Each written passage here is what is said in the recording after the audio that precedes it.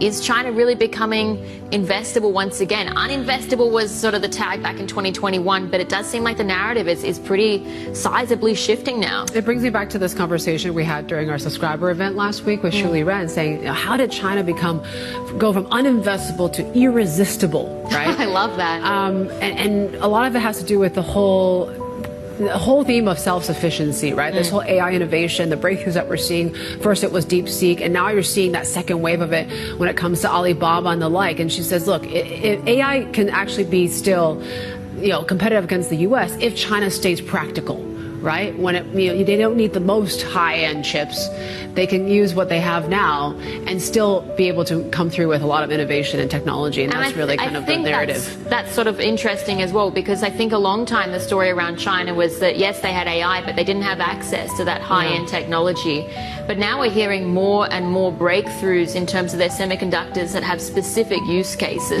And also, we've been talking about optical transceivers this morning, but an essential part of AI data centers, and how Chinese companies, again, they are so prevalent in that, not just for Chinese data centers or cloud providers, but also for the hyperscalers over in the US. So it's sort of a broadening out of the rally and a reappreciation that China actually controls a lot more of the supply chain than many people really thought about initially. Yeah, and there's now a bit of I guess you could say, a FOMO sort of aspect to it. People saying that there's a fear of missing out of this rally, and can you still chase it is certainly one thing, but you're starting to see when it comes to foreign inflows and the interest back into this market that we haven't seen since 2021, and that was when we heard the whole uninvestable tag. Yeah, I think we've got a terminal chart on this actually, but it shows the iShares China ETF, and you're starting to see fund flows into that really picking up, and it's coming at the expense. We're talking about this with Gareth Nicholson from Nomura, for instance. Money's flowing out of, say, India, that was such an investor darling in 2024, back into Chinese equities, because you see the ex-China ETF, that's the line in blue,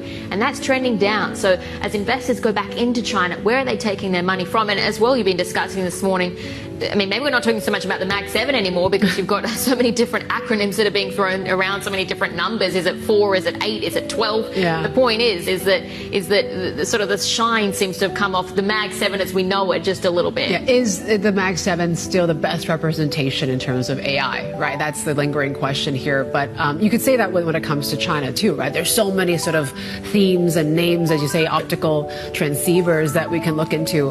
Even CATL even has a bit of an AI flair to it now as well. So certainly that's why you're starting to see the thematic sort of investing very much gaining momentum in China. Maybe that's what continues. But that industrial profit number, I have to say again, is another confidence boost for this market, that perhaps all this policy towards anti-involution is starting to actually have some traction now, and it is going to improve maybe profit margins moving forward. And I think it's interesting actually when you sort of contrast, and we can get into the movers now, but it's sort of like the strength and that resilience you see in the Chinese economy against the US, for instance, in the trade war.